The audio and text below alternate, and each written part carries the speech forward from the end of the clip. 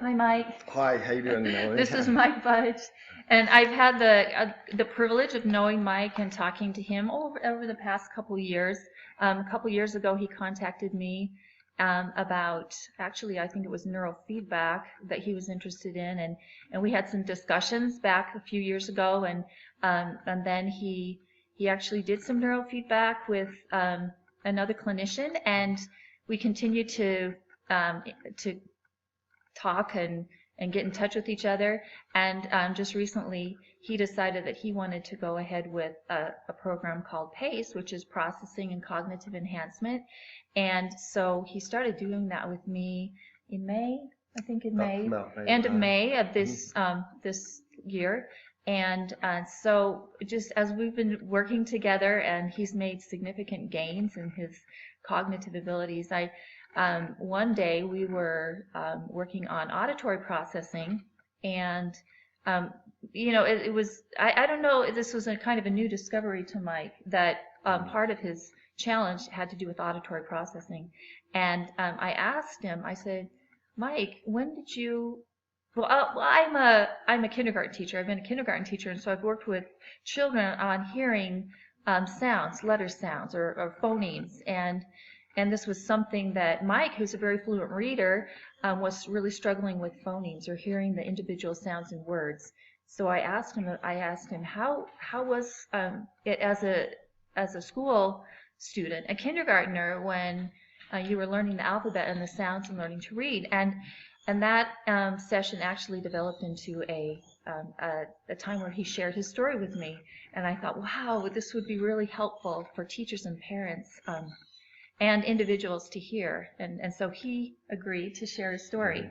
So that's sort of our introduction, and I'm going to let Mike take it from here. Okay. Like Melanie says, I'm Mike Budge, and I wanted to tell my story about my struggle with the auditory problems I've had. When I first noticed there was a problem when I was a young boy going to kindergarten, and my mother, the first day of kindergarten, my mom brought me to Summit School here in Smithfield, Utah, and we had a 2-hour session where we talked to the teacher and the class, and I sat there in the class and was looking around, and it was only going to be 2 hours that day.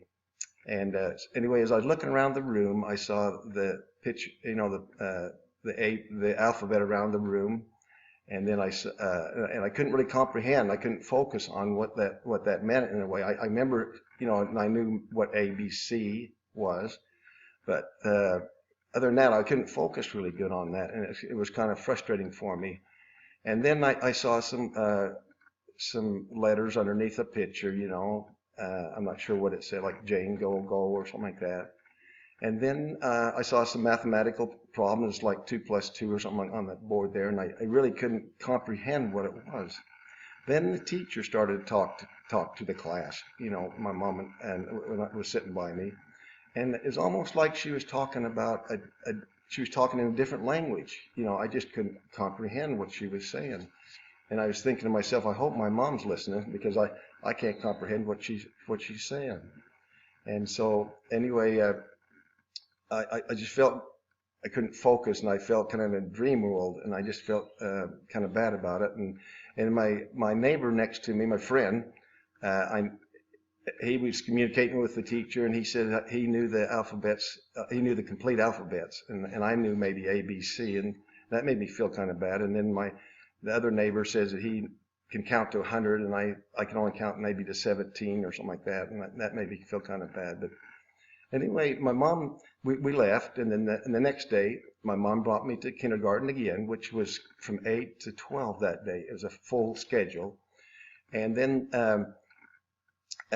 she let me out her door, and then I didn't want to go because how frustrated I was the day before, and how focused and scary it was for me to go to school. And so I went into the Summit School front door, and I peered back through the window of the door and saw my mother drive away. And so when she drove away, I went outside and hid behind some bushes by the school there, right in the front. And I hid there until about what I thought to be 11 almost 12 o'clock. And then I walked home. And then the same thing happened the next day too. My mom brought me to the kindergarten and let me out. I walked into the Summit School, looked through the window, and my mom left. And so I went out and hid in the bushes again until I thought it was noon, and then I went walked home. And pretty soon the teacher and my mom realized what was going on. They knew that my little trick, what I was doing, and they told me I had to come to class. And anyway, I was really very uncomfortable in class. Like I told you a minute ago, it was really foggy and scary. The students were communicating with the teacher, and I just couldn't communicate with her. I was just, it didn't feel right. I didn't feel good about it. And that was the way that from ages, the grades from 1st to 6th was the same way. I would be in remedial classes sometimes. They would put me in remedial classes, and real simple things like they'll say, well, Mike, you've got to read more, and then you'll be all right if you read more. Or the teachers would say, you've got to think, you got to study better, you got to think better. And I just tried as hard as I could, but it was really hard. And every time we'd have a graduation thing where they hand you a piece of paper and say, hey, you can go from 3rd grade to 4th grade. I was ecstatic. I just thought, I graduated, which I didn't think I deserved to. But and mainly too, I wanted to stay with my peers. I didn't want to be left behind. And when I got to junior high, it was the same problem. I'll go to the next picture. Okay, all good. We got a picture of me there. When I was in junior high, I had the same problem, the focus problem. Couldn't think, couldn't. The teacher would talk. I couldn't understand. It was like they speak in different language. And even my friends and that, I really couldn't focus really good on what they were saying a lot of times, and couldn't understand sometimes what they were saying. But I kind of act like I was normal, and just kept going. And I got quite a few friends just by where I had a problem. I think I was sympathetic with my other friends, and so I was lucky enough to be able to be nominated for certain offices, like it shows here, Smithfield Junior High officers. And then in high school, it was the same scenario. I got to high school, and the teachers seemed like, again, they was talking, I just couldn't understand them, and the students, I didn't get real good grades, and then there was a remedial class. I played on football sports. In sporting, I was able to excel, and it made me feel good, about it. And then where I couldn't study very well or focus in class in school, my sports, I was able to excel in that, and made me feel better about myself. And I played football and basketball. And then in some of the grades I was in high school, they had a little remedial class where I had to go in, and they helped me do my studies and stuff like that. And I was really embarrassed because I was on the football team and basketball team, and so I would hide in when my friends were walking down the hall, I say, I got to go to a class, and they'd ask me which one. I said, well, I just going down the hall, and then I just go down the hall and go in that class. But my high school year was very, very hard for me. It was right after high school I realized there was a problem, and so I went and saw a psychologist right after high school, and he told me that I just actually saw two of them. One of them told me just to grow up and just keep going, and relax and try harder to concentrate. They tell me, and so it was kind of a disaster where it was very, very hard for me to go to the psychologist anymore. And then I went on my mission. Mike, before you talk about your mission, okay. Let's talk about high school and school just a little bit more. Okay. So I thought it was really interesting that Mike, a lot of children and people that have learning challenges and those kind of things also struggle socially. And clearly Mike was very well liked. He was elected to be a junior high class officer. He was elected to be student body president his senior year. And also he told me that he was also in some of the royalties chosen by the student body to be in the dance royalties. And so you wouldn't think that this all-star football and basketball player would be struggling. And Mike, he kind of mentioned this, but he told me that because he struggled, he was so kind to everyone that he had a lot of friends. So Mike, but you told me that you didn't like being the class president. Will you tell a little bit about that? How you felt about this? I didn't know you would bring that up. No, okay. A lot of people, when they're elected president or you're going to the dance, you're the prom king, or being the senior class president is really fun, and you want to be that. You want that power or whatever it is, but I was the opposite. I didn't want to be this. My friends keep nominating me, and I didn't want to.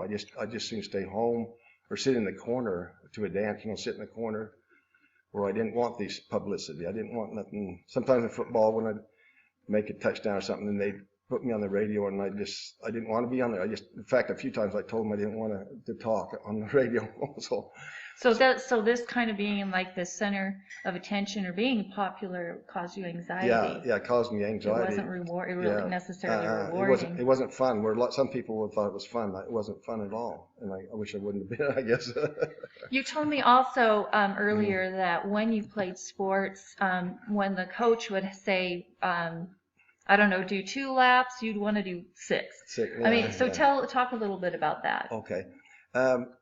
Because of my problem, I have the auditory problem. I think I try to do better, and keep up with other people that are better than them.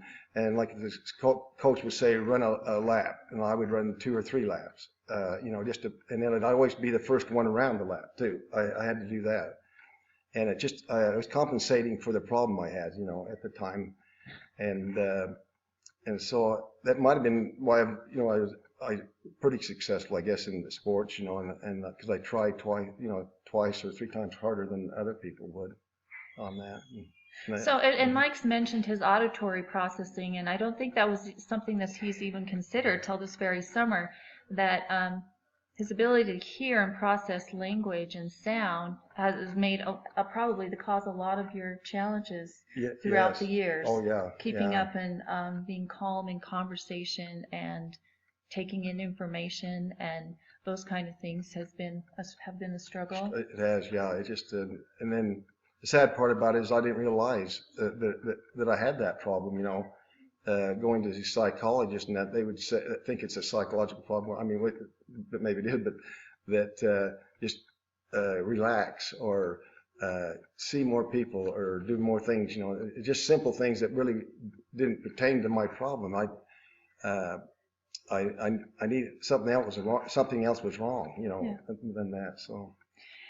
So this we're going to end right here with this school segment, and we're going to continue in our very next with Mike's mission and his adult life. It's interesting. I just recently on our Facebook page, Brain Change for You, we posted a link, a message from students with learning disabilities to their teachers. And if you haven't seen that, it's a fantastic depiction of what is happening in a brain of a child that is in a classroom trying really hard to keep up and trying really hard to understand what the teacher is saying, and kind of the effect, like Mike said, when the teacher said, just grow up, just concentrate, just try harder. And clearly, if the student could do that, they would be doing it. So that's really important information. You can watch that link at our Facebook page, Brain Change for You. And we'll continue our segment in just a few minutes.